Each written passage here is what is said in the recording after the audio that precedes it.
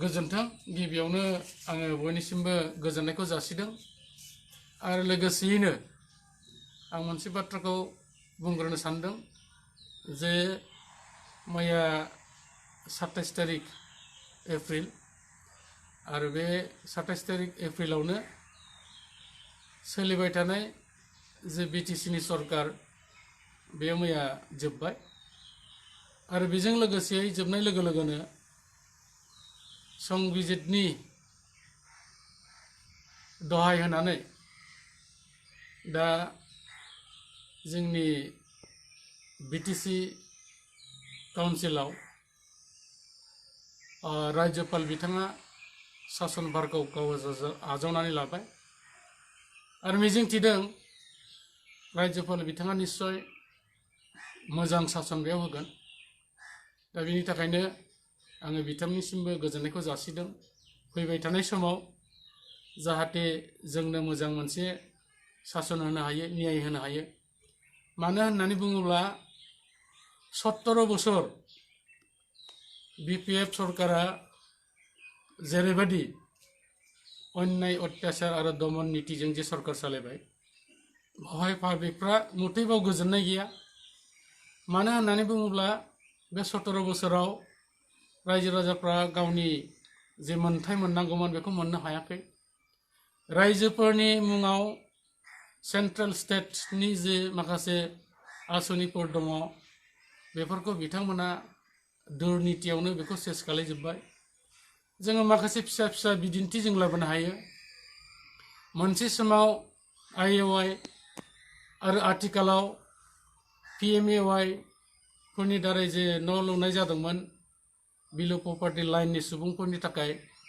बेखौबो बिथांमोना कोनोदिन लुफुंजोबनो हायाखै आरो जों नुदों जे जाय बेनिफिसियारिनि मुङाव बिथांमोना एकाउन्ट खुलिदों नाथाय गोबाङावनो बे एकाउन्टआ बेनिफिसियारिनि नङा नामावल' बेनिफिसियारिनि नाम होदों नाथाय बिथांमोना सिङाव गावसोरनो सिगनेचार होनानै थाखाखौ बिथांमोना उइथड्र खालामनानै लायो नाथाय जाय एक्चुअल बेनिफिसियारि बिथांमोनहा मोननो हायाखै जायनि दारै बिथांमोननि न' लुफुंनाया कोनोदिन जाफुङाखै आरो बेजों लोगोसे एमजिएनरेगानि दारै जे जब कार्डनि जाय हल्डारफोर जब कार्ड हल्डारफोर बिथांमोना बोसोरसेयाव जिखिनि खामानि मोननांगौमोन दा बे खामानिनि एगेन्स्टआव बै बेनिफिसियारिफोरनि मुङाव फैसा सोयोब्लाबो जोङो नुबाय बिथांमोना कोनोदिन एक्चुअल बेनिफिसियारिफोरनो नांगौ रोखोमनि फैसाफोरखौ होनाय जाया आरो बिथांमोना थगायो बे थाखाखौ जोंसो सोदों बायदिसिना होननानै बेनिफिसियारिफोरखौ बख'होनानै थाखाखौ बिथांमोना गावसोरनो लाजोबो आरो बिथांमोननि जब कार्डनि एगेन्स्टआव बेनिफिसियारिनि मुङाव जे एकाउन्ट खुलिनाय बे एकाउन्टआबो गासिबो भुवाजोब आसलते बेनिफिसियारिफोरनि नामखौल' लायो नाथाय सिङाव जाबतिय खामानि सालायनांगौनि आरो थाखा बख'नांगौनि जे माखासे बिथांमोननि सिगनेचार होनांगौ बेखौ गावसोरनो खालायनानै थाखाखौ ड्र खालामनानै लाजोबो आरो गोबां माखासे जब कार्ड हल्डार्सफोर दङ बिथांमोननि जब कार्डखौ कोनोदिन एमआइस खालायनाय जाया खालि माखासे मानसिफोरखौनो एमआइस खालायनानै होयो आरो खामानियाबो जाय बिथांमोना नि नामाव एमआइस जादों बै बिथांमोननि नामावल' जब कार्डनि एगेन्स्टआव थाखाखौ सोबाय थायो आरो बख'नानै गावस्रा बेनिफिटखौ लाबाय थायो दा बेफोरबादि फिसा फिसौनिफ्राय लानानै बिराद गिदिर गिदिरसिम लामा सामा बिल्डिं बायदिसिना लुनायसिम बिथांमोना कारापसन खालायदों दा बेनिखायनो दिनैनि बे राज्यपाल शासनाव जोंनि रायजो राजाफ्रा बिटिसि बासि मानसिफ्रा मोनसे गोजोननाय मोनदों जे निश्चय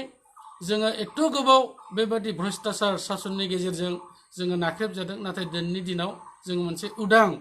मोनसे मोनथायखौ मोनसिगोन होननानै बयनिबो गोसोआव रंजानाय दङ दा बेनिखायनो जोंनि इउपिपिएल हान्जानिफ्रायबो जों बेखौनो बुंदों दा मोनसे मोजां सरकार दा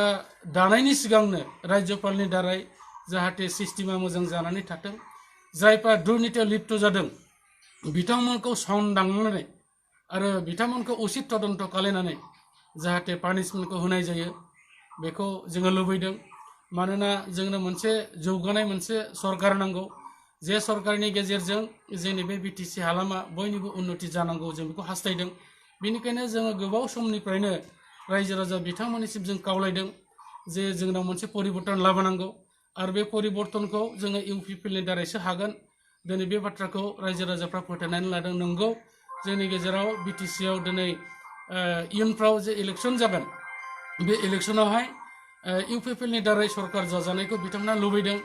आरो मोनसेल' दोलो दं जाय दोलोआ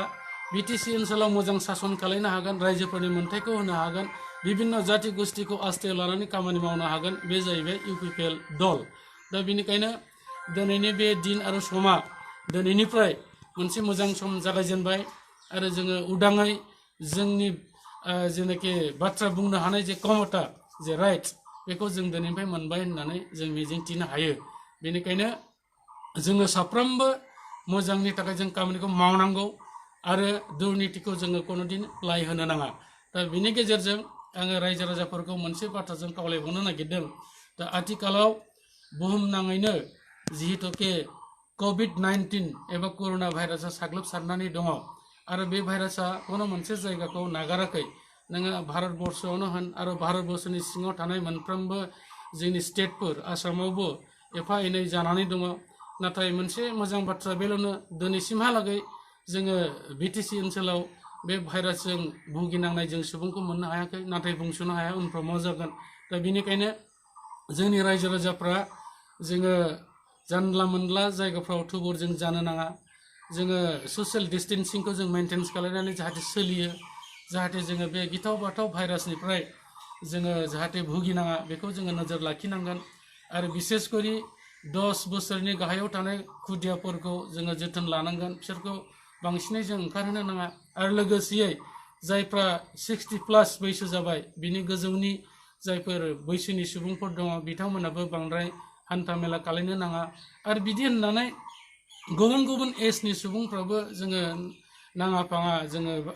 गुबुन गुबुन जायगायाव थांलाबायनो नाङा हाथाय बाजाराव गेदारिं खालामनो नाङा आरो गोबां माखासे हयथ' गुबुन गुबुन जायगानिफ्राय फैनाय असिना सुबुंफोर थानो हागौ बिथांमोनजों जोङो हठात जोङो मुखामेला फेस टु फेस जानानै खोथा बाथ्राखौ जों रायलायनो नाङा मानोना सिनाय मोनै सुबुंनाव हयथ' बे भाइरासफ्रा थानो हागौ नाथाय बिथांमोनखौ जों मिसबिहेभ खालामनो नाङा मोजां बाथ्राजोंनो जों बुंनांगोन जाहाथे गुबुन गुबुन जायगानिफ्राय मिन्थि मोनै सिनाय मोनै सुबुंफ्रा बैथिं बिथिं थाङा जों बेखौ नोजोर होनांगोन दा बेनिखायनो जाहाथे जोङो बयबो सुस्थ' सरिरै थानो हायो बेनिखायनो बे ससियेल डिस्टेन्सिंखौ जों मानिनांगोन आं मिजिंथिदों जोंनि भारतनि प्राइम मिनिस्टार नरेन्द्र मदिजीजों लोगोसेयै जे आसामावहाय सर्बानन्द सन'वाल आरो स्वास्थ्य मन्त्रि डक्टर हिमन्त बिश्व शर्मा बिथांमोननि जे दैदेननाय एबा बिथांमोननि जे बोसोनफोर निस्सय जों बेखौ फालिनो हायोब्ला जोङो माने बे गिथाव बाथाव बेरामनिफ्राय जों बारग'नो हागोन बेनिखायनो आं खावलायबाय साफ्रोमबो जाहाथे जोङो बेबायदि सरकारा जे बाथ्राफोरखौ जोंनो बिथोन होगोन बेखौ जोङो मानिनानै सोलिनानै फल' खालामनानै जाहाथे जोंबो सोलिनो हायो आरो जोङो सान्थि गोजोनै जाहाथे बे ओनसोलाव बयबो हारि माहारि धोरोमारि मानसिफ्रा रायजो जानो हायो दा आङो बेखिनिखौनो बुंबाय आरोबाव फिन बयनिसिम